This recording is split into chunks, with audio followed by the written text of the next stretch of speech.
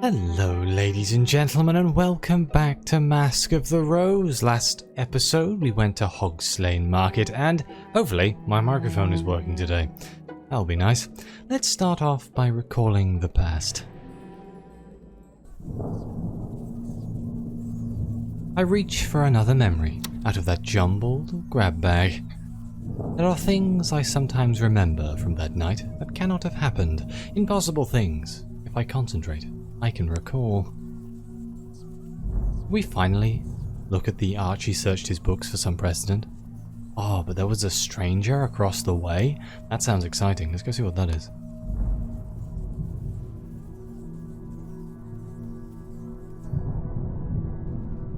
The basement window was level with the feet of passers-by. On the night of the fall, I saw unshod feet, curved and taloned, clasping onto the cobblestones to avoid being shaken off. The creature was bigger than a man, but it walked hunched over. It paced out deliberate steps to the curbstone opposite Mrs. Chapman's, and on the stone face it wrote letters of fire. I could not read the language. Come the morning, that house was gone, and its neighbours on each side were sharing a party wall. Interesting. They made buildings disappear? Can we build any more stories? I still need to speak to Archie. But let's head outside, see what we can do. We have some stuff at the boarding house. I can pay Horatia the first half of what I owe her. Let's do that. We have quite a lot of money. Let's get that out of the way. I don't like owing people money. Horatia won't mind me in this. Oh, I'm satisfied. I find Horatia in the basement, taking inventory of our supplies. I am indebted to Horatia. Since the fall, I haven't always had the funds to pay for my room and board. She provided for me anyway. If there's anything to eat, I'm always welcome to join the other lodgers. She's never said a word in front of the other guests. Ah, I hope you're as well as can be expected. Let's give her 5 pennies for half of my back rent. I believe I owe you something, as a matter of fact. I pass her the coins in a jingling handful. Oh, thank you. What a kind soul. She scoops the money into the pocket of her skirt.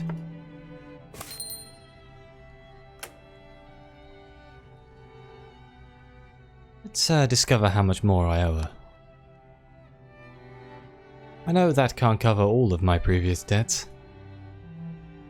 It would be as much again. Okay, let's pay her the rest right now.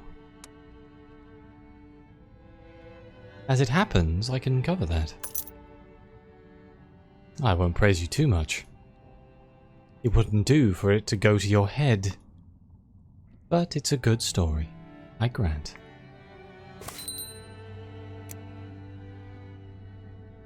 No one speaks for a moment. My business is done. I'd best be off. The drying won't take itself in. We should definitely be friends. I grin. That leaves time for another errand today. Wow, that was a very short thing. But outside again, what else do we have? There's something at the Landaus. Oh, introduce Grizz to Rachel Landau. Let's do that. The badge will eliminate any expectation of a social visit, at any rate. Do I want to keep on the badge? Yeah, I mean, I'm going there as a representative of the counting and recounting office, so let's see. Miss Landau, may I introduce my friend, Miss Griselda? Grizz. She heard about your writing and asked for an introduction. Oh, do you read my work, Grizz? I never read novels. I have more pressing demands on my time. Then I don't understand why you've come. Kind of a valid response, I suppose. We can, tactfully explain what Grizz needs. Let's do that. Grizz has an avid reader in need of supply. We thought they might particularly appreciate your gifts. Oh, how kind of you. My employer would like to pay you to produce stories more quickly. My hands only go so fast. We could provide a secretary, supplies. I'm not sure what a person in your situation might need.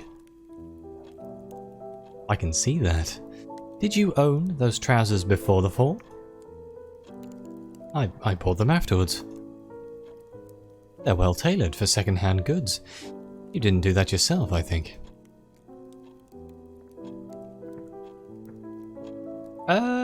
Let's draw swift conclusions about them both. Look at this go. Don't stare. Oh god.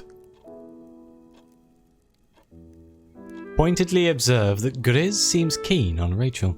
Pointedly observe that Rachel seemingly dislikes Grizz. Pointedly observe that Grizz seemingly dislikes Rachel. Let's go with the top, that seems way more likely. My face betrays my feelings. We stray from the point of our meeting. Miss Landau, what consumes your working time? Attending social events until something inspires a return to my desk. Some muses inspire, mine exacerbates. Those activities produce what? A list of incidents, alphabetical, to be included in the coming chapters? Characters. Today, Clorinda in her brother's cast-off superfine trousers. She's tried to discard her society accent, but she wears gold links in her cuffs. I didn't come to be a literary model. If you want me to write more, it's the best thing you could have done. London's circulating libraries and magazines hold tales by the thousand. Your masters commandeer whatever they wish. I don't understand your difficulty. Let's defend the masters. What they've done has been for everyone's good. Some of the things they've done, perhaps. We've brought books by the wheelbarrow, new and old. Our reader, and there is one particular reader, has rejected everything Pages has brought him. We will pay for every chapter on the love of neath-dwelling Londoners. My compatriot Aneurin will help you. He will? Okay.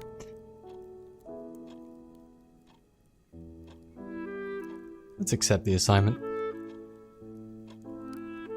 If you can tell me what you require. I need a plot about how my heroine recovers from her betrothal to someone left behind on the surface. Just the skeleton of how it happens. I can do the rest. If you could contrive a way for her to end the business, that would be very welcome.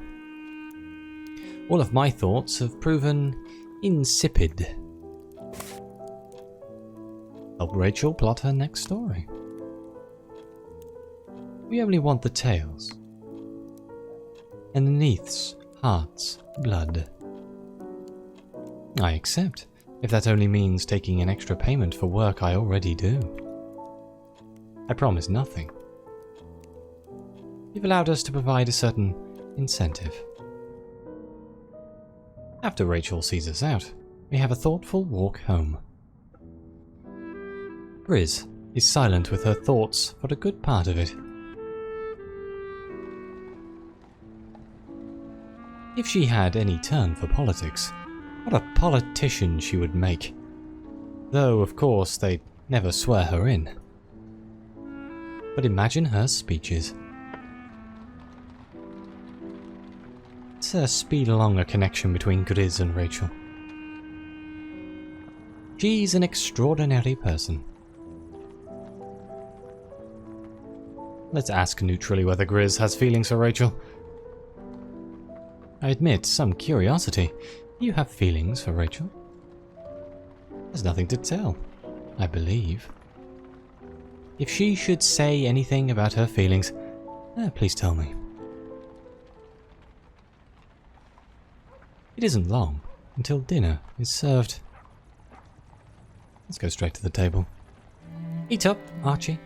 Aren't you always warning us about lack of nutrition? I'm sorry, Horatio. You've cooked it as well as anyone could do. No need to tell me that. What are you brooding on then? It's thinking on my mother. If she thinks I was killed, it'll be terrible for her heart. Sir, let's listen in a friendly manner. Say I get out of this hole in the ground at last, and all the way back up to Glasgow, and find she'd passed a grief before I got there. Positively Greek. I've told you before, you should ask Grizz to help you. Ask me for what? I've told you before, I can't set off the masters. They can't be doing little favours here and there and everywhere. Do you know how many people live in London? No, my duck, I don't. Nor do you either, or you wouldn't need this census. My mother begged me not to come all the way to London. She said I could study just as well in Glasgow. Or if I had to go away, then nae further than Edinburgh. There's plenty physicians there training. It was me that chose to put the distance. Ask why Archie came so far from home. Did you do that, then? Archie makes a great show of being busy eating, though there's hardly anything left in his bowl. No one speaks for a moment. Quite neat. I chew diligently. Dinner reaches an end. Let's review our day in the journal. So we managed to start the Rachel story there. We're going to have to write a story, bring Archie theories about the ministry, and continue taking census for the whole neighbourhood. Okay, let's carry on. Story crafting ideas discovered, pined for the surface, and missed family. 264 days since the fall. 9 days remaining in the season of confessions. Another morning. Another newspaper. Archie brought one, and the headlines read: Masters will exchange warm winter clothing for disused street signs. If I am not too occupied otherwise, I can always ask my friends and acquaintances whether there's anything they need from me. They may have some additional tasks for me. I think this episode's a little bit too short, so we're going to carry on. Let's recall the past. I reach for another memory out of that jumbled grab bag. There are things I sometimes remember from that night that cannot have happened. Impossible things. If I concentrate, I can recall. Something troubles me about the stranger who marked the curb. Oh, let's carry on with that. Look into the masters.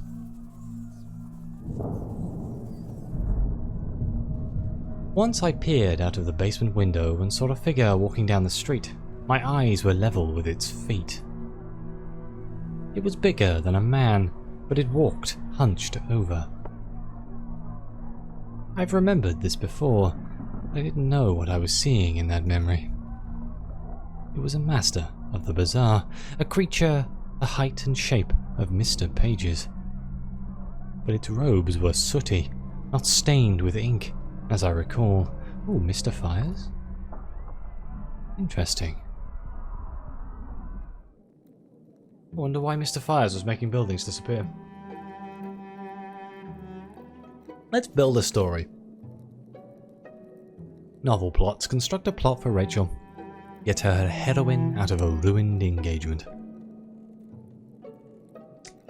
Okay, so Grizz is obviously one of the inspirations. Let's pick me. Milton, Horatio. Honestly, alright, let's pick the Londoner. Screw it, let's pick me. The spoiled beauty had lost her betrothed in the fall of London. He was believed to be travelling in France. The spoiled beauty had begun to fear she would never see him again. Meanwhile, I somehow came into her social circle. Right, motive. Let's go with vote for wealth. Mini. An intriguing stranger saw an opening to gain the spoiled beauty's fortune. Oh no. And she pined for a lost lover? An intriguing stranger did something to the spoiled beauty. The spoiled beauty did something in response. Okay. But he was as inaccessible as if he had died. The separation was intolerable. My action. Dressed astonishingly. That sounds about right. An intriguing stranger wore an alluring mushroom hat whenever I saw the spoiled beauty. Accepted. The spoiled beauty could not help being intrigued by me. Regrets nothing. The intriguing stranger regrets nothing. And is unhappily married, is inspired, has nightmares, has a happy... Let's go with is happy in love. Write what you know.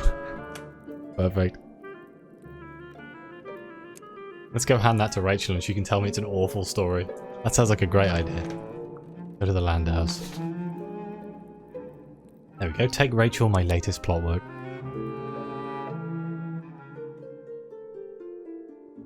Let's take off the badge. Yeah, I should change. Let's take off the badge. Oh, I just remembered. We got a new cape, didn't we? We got a black coat. Let's go with the lapel and a black coat. We don't have a new hat, which is a bit of a shame. That'll do. Let's go in with this. See what these change my conversation options. I consider what a Landau would make of my current garb. I'm satisfied. Good morning. I'll see whether my master and mistress are at home.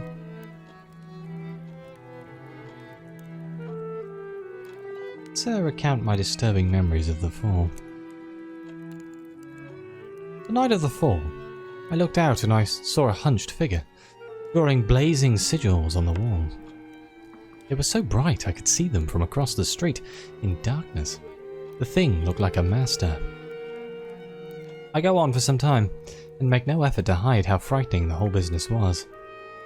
The description becomes more frank as I go on. I see. I'm glad you told me. There was a brief lull in the conversation. Rachel brings up a legend common amongst the servant classes, but the Neath contains many other fallen cities. They say it's just the way the floor of the deep ocean is covered with bones. When a leviathan dies, it sinks to the bottom, and there is no one to bury it. Okay, let's lighten up the load here and offer my happy plot. I lay out the plot as I've arranged it, especially the neat conclusion. This ends very cheerfully. Yes. Thanks to the convenient intervention of a person exactly like you. Yes. No joke. Made the research easier. I dare say it did. I need to write more chapters. They will require some source of difficulty. We begin in one predicament and we end in another. You left out the second predicament. You've brought the story to a standing stop. I could accuse her of not knowing literature when she sees it, or I could complain but withdraw the suggestion, or I can flatter her into using it. Let's flatter her into using it. I wouldn't trust anyone else with this story. But I'm sure you can tell it. Very well. Silence falls. Grizz and her employer may like this one too. Let's admit she was my inspiration. You inspire my stories to take a particular direction. I have something for you. I don't know whether you'll care for it, but if you don't, it probably has some slight value. It was a gift, but for various reasons I don't quite dare wear it myself. I believe it's of devil make. She fishes in her bag and pulls out a gleaming piece of brass jewellery, strangely made. Ooh, a Spirifer's fork. Why do you have a Spirifer's fork? Sort of fork. It shows my allegiance to my yellow-eyed friends. You haven't met any devils yet. Rachel adds a proper payment. Ooh, money. Express my most wild and profuse gratitude. Thank you. Thank you. Thank you. 1,000 blessings on you. Think nothing of it. There's more. If you can take it on from that point, I'll have some work to do, putting flesh on all these bones. And there are some points of motivation that I may alter slightly. But it can be used. It can certainly be used. Let's turn the subject to our artistic friends. Rachel falls into telling me stories of Milton's salon. It is attended mostly by writers and poets, especially daring poets, will sometimes attempt a reading, but Milton's side commentary has proven a deterrent to the soft-bellied. He has no patience with work that's made to pattern. If it's a story about the uncomplaining suffering of wives, servants, children, or dogs, there's also a strict rule against peons to the faithfulness of Penelope or Ruth of the Virgin Mary. If anyone dares say anything like that, he quips it out of existence. He goes on like this for some time, introducing me in turn to all the characters of the world, whether highborn or not. I should retire to my study. I have work waiting for me. Look after yourself, my dear. We can build a story again. Introduce some new incident to get the heroine's troubles moving again. Okay. Though the heroine, spoiled beauty, met Mr. Pages. Encountered the civil servant. They feared the civil servant.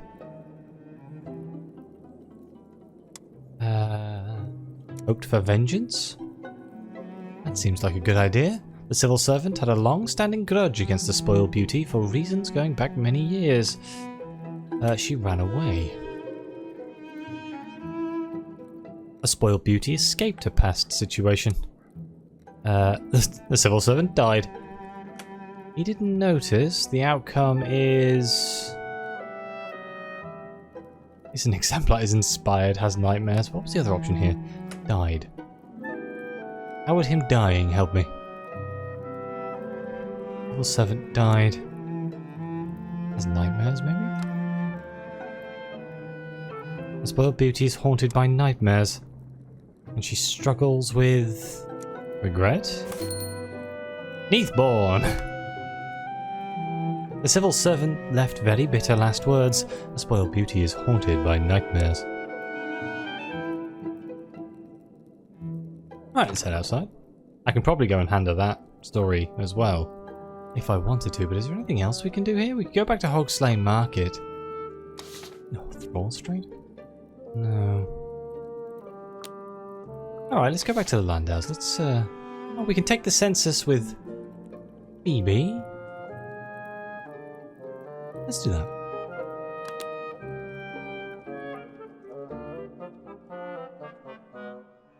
I better put my badge back on. I should change.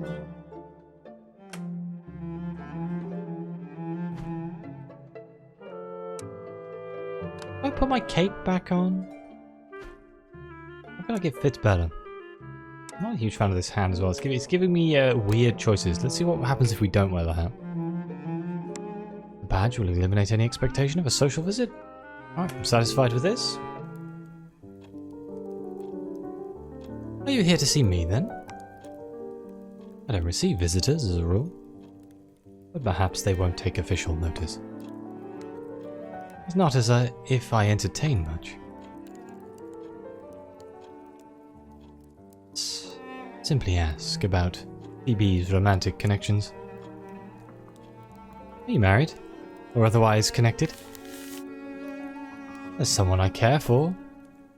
I had a hope something would come of it after the fall. But it seems that it's not to be, by the look of things now.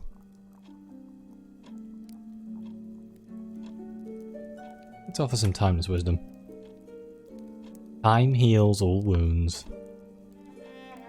Silence falls. Let's talk about her current preoccupations. Phoebe came to live with the Landaus some years ago. More than 5, I would guess, but fewer than 10. She has become, in that time, a precise farmer's almanac regarding all of her employer's habits and predilections. She is able to say which meals Rachel Landau is likely to order when she has just fallen in love, which books David Landau reads when distressed, and which belong to a cheery state of mind. She lays tidbits of this information before me, selected primarily on how peculiar, alien, and ridiculous Phoebe considers a trait to be. But these affectionate mundanities are the substance of her life. I should take myself off. My opinion remains to be seen. I shake my head to clear it. The ruminations are gone. All is as it was. I wonder if she has feelings for David or Rachel. Because she said after the fall. At this point, I go back to Horatius. Let's go straight to the table. Oh, hello, Father. Reverend Withenwick, a pleasure to see you. Are you well? In tolerable health, I'm glad to say, Mrs. Chapman. And you? I think I am not acquainted with all of your lodgers. Let's try to draw a personal connection, given that my family were gentlefolk. Aneurin here. Nice. Oh. Theophilus Witherwick. It's a Yorkshire name. Prior to our current social predicament, my family were gentlefolk. Though you might not want to take my word for it. Not long ago, I met someone who introduced himself as the Marquis of the Prick Finger Waist. If you've come about blankets, I've already brought everything I had to spare. No, this is on a more serious matter. Just after morning prayer, I was approached by a woman, and not for the first time. Catch Grizz's eye. To judge by her expression, Grizz is having difficulty stifling her own laughter. She was a deviless. She had yellow eyes and her touch burned like fire. She did not try to hide what she was.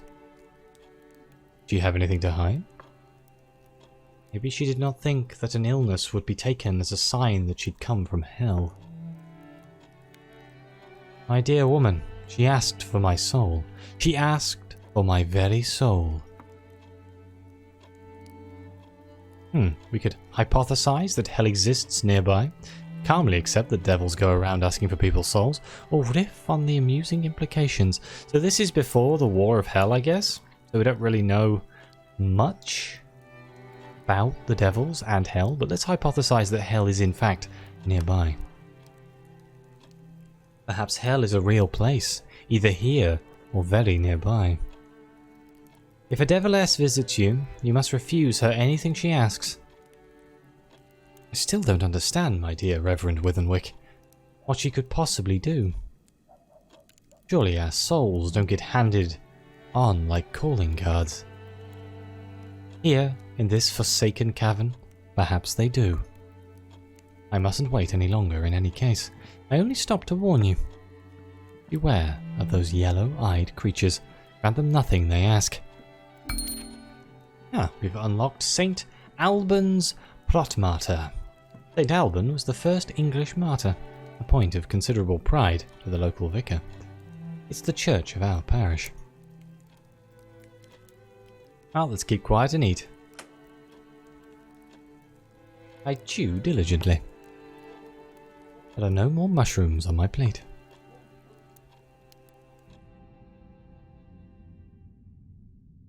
Review the day in my journal. So we still have Rachel's novel. We still need to talk to Archie about theories on the ministry. We need to continue taking the census of the whole neighbourhood. We added one more person there though, so that's good. We only got one page instead of two, which is a bit sad. 265 days since the fall.